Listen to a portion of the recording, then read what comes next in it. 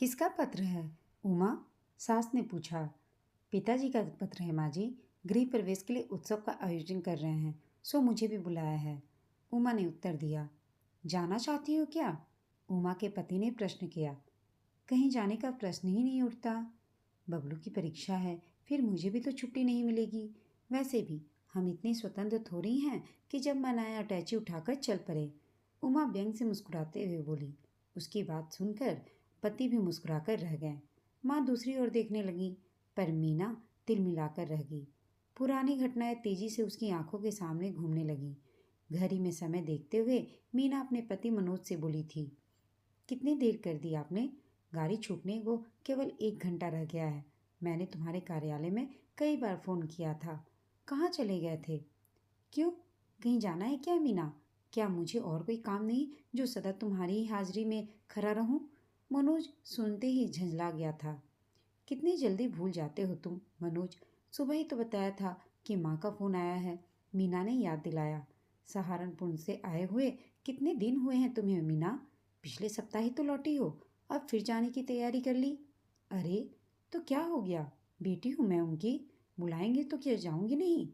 तुम क्या जानो माता पिता अपनी संतान से कितना प्यार करते हैं, मीना नाटकीय अंदाज में बोली। तुम्हारे कुछ ज़्यादा ही करते हैं माता पिता प्यार। मेरे भी तो माता पिता हैं। 1 वर्ष हो गया विवाह को, कितनी बार गया हूँ मैं उनके पास। पुरुषों की बात दूसरी है मनोज। तुम तो पिछले 10 वर्ष से छात्रावास में रहते आए हो, अब भला उन्हें तुमसे कितना लगाव होगा। तुम तो परिवार के साथ रहते हुए अधिकतर मित्रों के साथ ही घूमते रहते हो, इसलिए तो तुम्हारे माता पिता तुम्हें याद नहीं करते, मीना ने कहा। व्यर्थ की बातें करने की आवश्यकता नहीं है। माँ जी का फिर फोन आए तो कह देना अभी आना संभव नहीं है। यहाँ मेरे माता पिता भी आने वाले हैं। मीना ने चौंक कर पूछा। क्या? हाँ, आज ही पत्र आया है। मनोज ने एक अंतर्देशीय पत्र निकालकर सामने रख दिया था। तब तो और भी आसान है। माँ जी आ जाएंगी तो तुम्हें खाने पीने की भी सुविधा हो जाएगी और अकेलापन भी नहीं अखड़ेगा, मीना ने छोटी बच्ची की तरह प्रसन्न होकर कहा। जरा सोचो, विवाह के बाद पहली बार वे लोग आ रहे हैं, तुम यहाँ से चली जाओगी मीना, तो उनके मन को कितनी ठेस पहुँचेगी। मनोज ने मीना को समझाने का प्रयत्न किया। मेरे माता पिता की भावनाओं की कुछ भी चिंता नहीं है तुम्हें। मैं भी तो उनकी इकलौती बेटी हूँ। कजरी तीज का व्रत बड़ी धूमधाम से मनाते हैं हम लोग। 3 दिन तक उत्सव चलता है। मैं नहीं गई तो माँ कितना बुरा मानेंगी। अब तो मीना तैश में आ गई। हर बार मैं तुम्हारी बात मानता हूँ, इस बार मेरी बात मान लो तुम मीना। विवाह की वर्षगांठ आ रही है, सब साथ रहेंगे तो कितना अच्छा लगेगा, तुम सोचो जरा। मनोज ने मीना से मिन्नतें की। देखो, ट्रेन का समय हो रहा है। व्यर्थ के तर्क वितर्क में उलझने का समय नहीं है मेरे पास मनोज। यदि तुम यह समझते होगे कि तुम जोर देकर मुझे रोक लोगे तो यह सब भूल जाओ। तुम मेरे साथ नहीं चले तो मैं स्वयं ही चली जाऊंगी। स्टेशन तक का मार्ग मुझे भी मालूम है, मीना का यह उत्तर था। मनोज ने कहा, तो ठीक है, चलो क्यों नहीं जाती? मेरी भी जान छूटे। माता पिता से इतना ही प्यार था तो विवाह क्यों किया तुमने मीना? मनोज अब क्रोध में इतनी जोर से चीखा कि मीना एक क्षण को तो स्तंभित रह गई, किंतु दूसरे ही क्षण चेहरा क्रोध से लाल हो गया और वह फूट फूट कर रो पड़ी। 2 दिन तक दोनों के बीच मौन छाया रहा। मीना ने खाना पीना छोड़ रखा था। मनोज ने मनाने का प्रयत्न किया तो वह और बेफर पड़ी। ठीक है, पहले तुम खाना खा लो। तुम जाना ही चाहती हो तो छोड़ आऊँगा। किसी को जबरदस्ती यहाँ रोक कर रखने का मेरा कोई इरादा नहीं है, और उससे लाभ ही क्या। अंततः मनोज ने दुखी होकर हथियार डाल दिए थे और मीना अपने मायके सहारनपुर आ गई थी। 6 महीने बीत गए थे। मनोज ने मीना की सुधि नहीं ली थी और मीना को भी जिद थी कि वह बिना बुलाए जाएगी नहीं, किंतु आज उमा भाभी का व्यंग उसके सीने को चीरता निकल गया था। वह इतनी नादान भी नहीं थी कि इतनी सी बात भी ना समझ पाती। वह फिर सोचने लगी। भाभी की बात सुनकर माँ भी चुप रह गई थी। इस बात ने उसे और अधिक आहत किया था। पहले भी माँ कई बार मीना को खोद खोद कर पूछ चुकी थी कि इतने दिन बीत गए हैं, मनोज का कोई पत्र क्यों नहीं आया। उन्हें पत्र लिखने की आदत नहीं है माँ, मीना ने हंसने का प्रयत्न करती हुई हंस कहा। लेकिन वह हंस कहाँ पाती थी, मन ही मन वह तो रो रही थी। किंतु आज अपनी भाभी की इस घटना ने उसे पूर्णतः उद्वेलित कर दिया था। अपने कमरे में वह अकेली बैठी चुपचाप आंसू बहाती रही। अरे मीना, क्या बात है? शाम होने को आई, अभी तक सो रही हो? अचानक उमा ने आकर कमरे की बत्ती जलाई तो मीना चौंक कर उठ बैठी और वर्तमान में आ गई। रोते रोते कब उसकी आंखें लग गई थी वह समझ ही न पाई। तबीयत ठीक नहीं है भाभी, बत्ती बुझा दो, मीना ने कहा। बुखार तो नहीं है? भाभी ने मीना का माथा छूते हुए कहा। नहीं भाभी, बुखार नहीं है, बस सिर में तेज दर्द है। सिर दर्द में भी भला कोई इस तरह बिस्तर पर पड़ा रहता है क्या? चलो एक गोली खा लो और चाय पी लो, दर्द ठीक हो जाएगा। आज तुम्हारी चचेरी बहन सुधा का विवाह है, वहाँ भी तो जाना है। उठो, तैयार हो जाओ, उमा ने कहा। मेरी ओर से सुधा से माफ़ी मांग लेना भाभी, मैं नहीं जा सकूंगी। जी बिल्कुल अच्छा नहीं लग रहा है। मीना की आंखें डबडबाईं। मीना, तुम्हारे सिरदर्द का कारण मैं जानती हूँ। सुबह की मेरी बात पर तुम नाराज हो ना? उसी समय तुम्हारा चेहरा देखकर मैं अपने मुंह से निकले उस व्यंग पर पश्चाताप से भर उठी थी। पर क्या करूं, कमान से निकले तीर की तरह मुंह से निकली इस बात को मैं लौटा तो नहीं सकती। पर क्या अब तुम चाहती हो कि मैं बरी होकर तुमसे माफ़ी मांगूं? उमा दुखी स्वर में बोली। कैसी बातें करती हो भाभी, मैं भला तुम्हारी बात का बुरा क्यों मानूंगी? मीना उदास स्वर में बोली। क्या तुम सचमुच सोचती हो कि तुम्हारा यहाँ रहना मुझे बिल्कुल अच्छा नहीं लगता? उमा ने मीना से प्रश्न किया। मैंने ऐसा कब कहा भाभी? मीना, तुम यहाँ रहती हो तो घर ज़्यादा भरा भरा लगता है, पर तुम शायद नहीं जानती कि खून का रिश्ता न होते हुए भी मैं तुम्हें हमेशा सुखी देखना चाहती हूँ। तुम्हारे चेहरे पर घिरती दुख की छाया अब पूरे परिवार को भी घेरने लगी है। तो क्या तुम चाहती हो भाभी कि मैं जाकर मनोज के पैर पकड़ूं? मीना ने कहा। उमा ने कहा, नहीं, पैर मत पकड़ो, पर कम से कम उसकी कुशलता जानने के लिए फ़ोन तो कर सकती हो, पत्र तो लिख सकती हो। उसे भी तो लगे कि उसकी पत्नी का उसको चिंता है। मुझे आए यहाँ 6 महीने हो गए हैं, किसी ने मेरी चिंता नहीं की। किसी ना किसी को पहल तो करनी होगी न मीना? सच बताना, तुम मनोज से लड़कर आई थी ना? हाँ भाभी, मीना ने सिर हिलाते हुए आंखें झुका ली। मैं तो उसी दिन तुम्हारा उतरा चेहरा देखकर समझ गई थी, और मैं नहीं सोचती कि माँ या पिताजी की अनुभवी आंखों से यह तथ्य छिपा रहा होगा। इसलिए तो लोग कहते हैं कि विवाह के बाद बेटी पराई हो जाती है। सब कुछ जानते हुए भी वे तुमसे कुछ नहीं कर सकते, और मनोज से संपर्क करने को शायद उनका अहम आरे आ जाता होगा। उमा बोली। मैं क्या करूं भाभी, मेरी तो कुछ समझ में नहीं आ रहा है। मेरी बात मानो मीना, तो इस बात को प्रतिष्ठा का प्रश्न मत बनाओ। ये छोटी छोटी बातें ही वैवाहिक जीवन में विष घोल देती हैं। मनोज और उसके परिवार के लोग भले हैं, पर वे भी शायद हम लोगों की तरफ पहल नहीं करना चाहते। अब तो तुम्हें निर्णय लेना है कि तुम क्या चाहती हो, उमा ने मीना को समझाते हुए कहा। तुम दोनों यहाँ छिपी बैठी हो और मैं सारे घर में ढूंढ आई, तभी माँ जी आ गई और दोनों की बातचीत बीच में ही रह गई।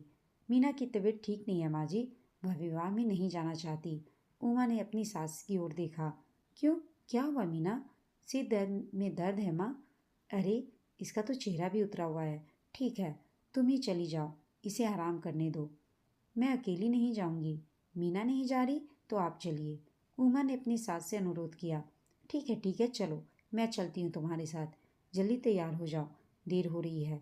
सबके जाते ही मीना उठी। उमा भाभी से बातचीत करके उसका मन काफ़ी हल्का हो गया था। वह दिल्ली मनोज को फ़ोन करने का प्रयत्न करने लगी, पर जब बहुत देर तक संपर्क नहीं हुआ तो उसका मन अजीब सी आशंका से भर उठा।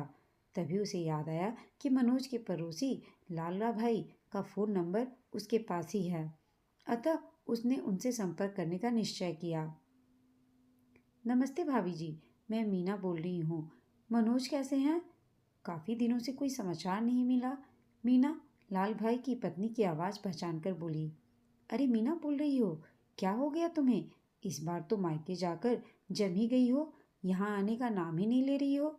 एक क्षण को मीना मौन खड़ी रह गई। किस मुंह से कहे कि वह मनोज की प्रतीक्षा में आंखें बिछाए मायके में बैठी है। हेलो, लाल भाई की पत्नी पुनः बोली। मीना ने चौंक कर कहा। जी हाँ, मैं बोल रही हूँ भाभी, कुछ यहाँ आवश्यक कार्य था, इसलिए नहीं आ सकी। बहुत देर से मनोज को फ़ोन करने का प्रयत्न कर रही थी, पर उनका फ़ोन मिला ही नहीं। वे कैसे हैं? कैसे होंगे मीना, तुम्हारे अनुपस्थिति में रंगरलियाँ मना रहे हैं। हर दूसरे दिन नई लड़की के साथ घूमते नजर आते हैं। मैंने तो समझाया भी, पर कौन सुनता है। तुमने फ़ोन किया तो मैंने बता दिया, परंतु मेरा नाम मत लेना उनके सामने। व्यर्थ ही मनोज बुरा मानेंगे। वे बोली। घर के सदस्य विवाह से लौटे तो मीना अस्त व्यस्त दशा में बैठी थी। चेहरा आंसुओं में भीगा था। क्या हुआ मीना? देखते ही सबने संवेद स्वर में पूछा। मुझे दिल्ली जाना है, वह शून्य में देखती हुई बोली। अब इस समय रात के 12 बजे? भैया आश्चर्यचकित हुए बोले। पर क्या हुआ मीना? माँ उलझन भरे स्वर में मीना से पूछी। मुझे यहाँ भेजकर मनोज रंगरलियां मना रहा है। तुम्हें कैसे मालूम? पिताजी ने पूछा। उनकी पड़ोसी ने बताया। मैंने फ़ोन किया था आज। सुबह चली जाना, इतनी देर में कुछ बिगड़ेगा? तुम्हारे भैया जाकर छोड़ आएंगे, पिताजी ने मीना को समझाते हुए कहा। वह रात बच्चों को छोड़कर सबने आंखों में ही रात काटी। दूसरे दिन सूर्योदय से पूर्व ही मीना पहली बस पकड़कर भैया के साथ दिल्ली रवाना हो गई। दोनों भाई बहन घर पहुंचे तो मनोज तो नहीं था, पर उसकी माँ वहीं थी। आप कब आई माँ जी? अभिवादन के बाद भैया ने पूछा। मैं तो 4 महीने से पूरे परिवार को छोड़कर यहाँ पे रही हूँ। सोचा था मनोज का विवाह हो गया तो उसकी चिंता करने की आवश्यकता नहीं, पर वह लगभग 4 महीने पहले बहुत बीमार हो गया था और मीना सहारनपुर जाकर ऐसे बैठी कि अपने परिवार को ही भूल गई, अपने पति को ही भूल गई। मनोज की माँ शिकायत भरे स्वर में बोली। सचमुच गलती मीना की है माँ जी, पर इस बार क्षमा कर दीजिए, ना समझ है, आगे से ऐसी भूल नहीं होगी। भैया बोले। कैसी बात करते हो बेटा? मैं तो प्रसन्न हूँ कि घर की लक्ष्मी घर आ गई है। अब अपना घर संभाले और मुझे मुक्ति दे, सास ने कहा। मनोज काफ़ी रात गए घर लौटा। वह मीना को देख हैरान हो गया। यह कोई घर आने का समय है? मीना एकांत पाते ही मनोज से बोली। उत्तर में मनोज अपनी हंसी न रोक सका। इसमें हंसने की क्या बात है? मीना ने नाराजगी से कहा। नहीं, हंसने की तो कोई बात नहीं, पर अब तो रोज ही मुझे इस प्रश्न का उत्तर देने के लिए तैयार रहना पड़ेगा। मनोज बोला। मुझे लाल भाई की पत्नी ने सब कुछ बता दिया है तुम्हारे बारे में, मीना ने आंखें तड़ते हुए मनोज से कहा। मुझे भी उन्होंने आज सुबह ही सब बताया। क्या? क्या बताया तुमने भाभी ने? यही कि अब तुम्हारे लौटने में अधिक देर नहीं है।